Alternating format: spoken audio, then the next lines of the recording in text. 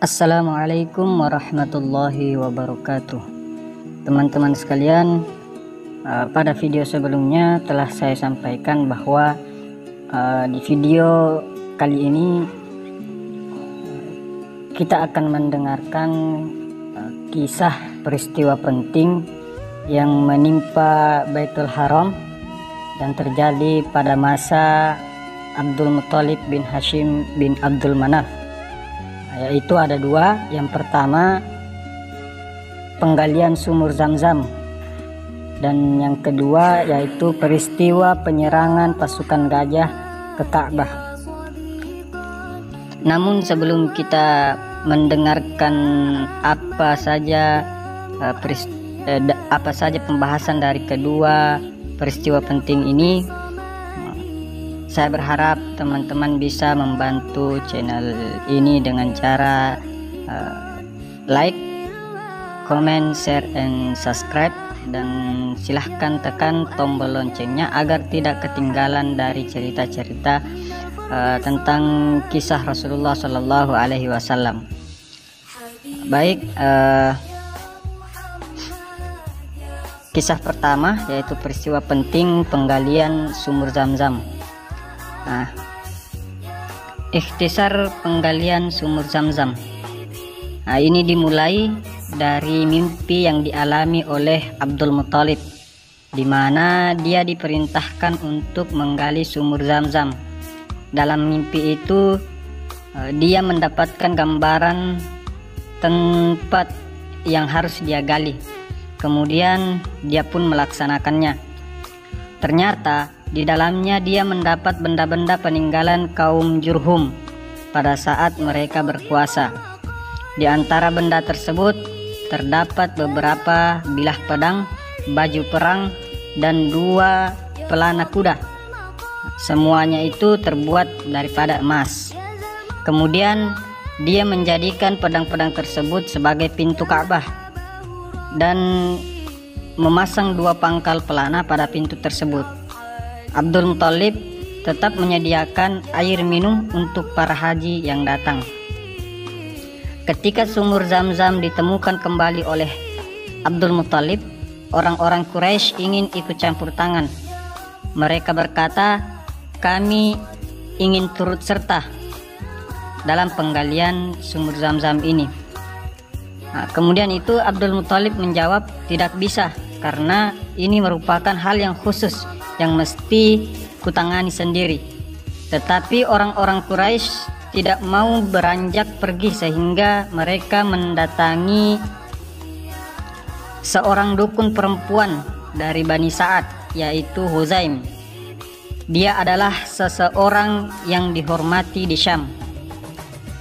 Tak kala mereka berada di tengah perjalanan, turunlah air dari langit yang Allah curahkan kepada Abdul Muthalib. Sedangkan orang-orang tidak mendapatkan curahan air itu walaupun hanya setetes. Setelah itu barulah mereka menyadari bahwa sumur Zam-Zam memang berhak untuk ditangani oleh Abdul Muthalib, dan mereka pun kembali. Ketika itulah dari lidah Abdul Muthalib keluar sebuah nazar bahwa apabila Allah menganugerahkan 10 orang anak putra, maka dia akan mengorbankan atau menyembelih salah satu dari mereka di hadapan Ka'bah. Nah, itulah kisah singkat daripada penggalian sumur Zam-Zam. Selanjutnya kita beralih kepada peristiwa kisah penyerangan Ka'bah. Nah, kisah ini bermula bahwa Abrahah bin As-Sibah Al-Habsyi adalah gubernur yang berkuasa di Yaman. Ketika dia menyaksikan orang-orang menunaikan haji dengan mengunjungi Ka'bah, maka dia membangun sebuah gereja yang sangat besar di Sa'ah dengan tujuan dapat mengalihkan pusat kegiatan haji tersebut ke sana. Salah seorang dari Bani Kinanah mendengar hal ini. Kemudian dengan mengendap-endap, dia masuk ke gereja itu di malam hari dan melumuri kiblatnya dengan kotoran. Hal ini membuat Abraha murka. Lalu dia mempersiapkan 60.000 tentara untuk menyerang kota Mekah dan menghancurkan Ka'bah. Dia memilih gajah terbesar sebagai kendaraan dia sendiri, didampingi 9 sampai dengan 13 gajah lainnya. Sesampainya di dekat Mekah, Abraha mempersiapkan pasukannya serta pasukan gajah untuk membombardir kota Mekah dan Ka'bah. Ketika sampai di Wadi Mahsyar yang terletak antara Muzdalifah dan Mina, tiba-tiba gajah yang ditunggangi oleh mereka berhenti dan tidak mau mendekati Ka'bah.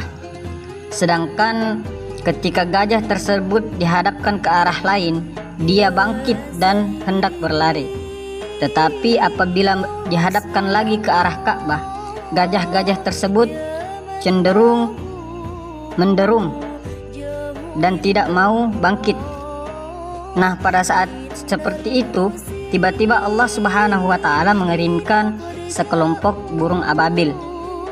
Kemudian burung-burung tersebut melempari mereka dengan batu yang panas, sehingga pasukan gajah hancur, tidak ubahnya seperti dedaunan yang dikunyah oleh hewan ternak. Burung-burung tersebut menyerupai al-khatatil dan balsan. Setiap satu burung membawa 3 batu sebesar kacang. 2 batu dipegang oleh kakinya dan 1 batu di patuknya. Batu tersebut tidak mengenai seorang pun dari pasukan, tetapi tiba-tiba setiap sendi tulang mereka terlepas dan binasa saat itu juga. Tidak semua terkena hal ini, tetapi mereka semua lari terbirit-birit dan terpecah dari pasukannya. Sebagian yang satu menabrak sebagian yang lain, sehingga ada yang terinjak, tertindih dan sebagainya, dan mereka pun binasa di sana. Sedangkan Abraha, dia diberi penyakit oleh Allah Subhanahu wa Ta'ala, sehingga sebelum sampai di San'ah, sendi-sendi tulangnya terlepas dan dadanya terbelah sampai jantungnya terlihat kemudian binasa. Pada saat itu orang-orang Quraisy sudah berlarian. Mereka mengungsi ke puncak gunung karena takut serangan pasukan gajah Abraha. Setelah pasukan Abraha binasa, mereka kembali lagi ke rumah mereka dalam keadaan aman dan selamat. Peristiwa ini terjadi pada bulan Muharram, sekitar 55 hari sebelum kelahiran Rasulullah SAW, bertepatan dengan akhir bulan Februari atau sekitar awal bulan Maret tahun 571 Masehi. Peristiwa tersebut merupakan peristiwa yang mengawali perjalanan kenabian dan kembali berdirinya Baitullah. Sebab ketika kita melihat ke arah Baitul Maqdis, kita akan menemukan orang-orang musyrik berkuasa di sana, padahal rakyatnya merupakan orang-orang muslim. Seperti peristiwa yang terjadi pada saat kekuasaan Bukhtanasor pada tahun 587 sebelum Masehi, atau peristiwa penyerangan bangsa Romawi pada tahun 70 Masehi. Tetapi orang-orang Nasrani yang saat itu disebut sebagai orang muslim tidak dapat memegang tempuh kekuasaan sekalipun penduduknya orang-orang musyrik. Peristiwa tersebut tersebar begitu cepat ke wilayah-wilayah yang sudah maju di zaman itu. Pada saat itu Habsyah memiliki hubungan yang erat dengan bangsa Romawi, di samping bangsa Parsi yang memiliki akar yang kuat di sana. Dua pemerintahan ini merupakan kekuasaan adik kuasa yang memiliki kekuatan dan kemajuan peradaban saat itu. Bangsa Parsi selalu mengawasi apa yang diperbuat bangsa Romawi beserta para sekutunya. Oleh karena itu, orang-orang Parsi bergegas menuju Yaman setelah peristiwa tersebut terjadi. Peristiwa tersebut menyedot perhatian dunia secara umum, sehingga mereka semua mengetahui kesucian Baitullah. Semua bangsa mulai mengetahui bahwa Mekah telah dipilih oleh Allah sebagai tempat penyucian, sehingga jika ada salah seorang dari penduduk Mekah yang mengakui membawa risalah kenabian, maka hal itu merupakan kemestian yang lahir setelah peristiwa tersebut, sekaligus merupakan penafsiran dari hikmah yang tersembunyi. Mengapa ada pertolongan Allah kepada orang-orang yang beriman dan sedang menghadapi kaum musyrikin dengan cara yang tidak dapat.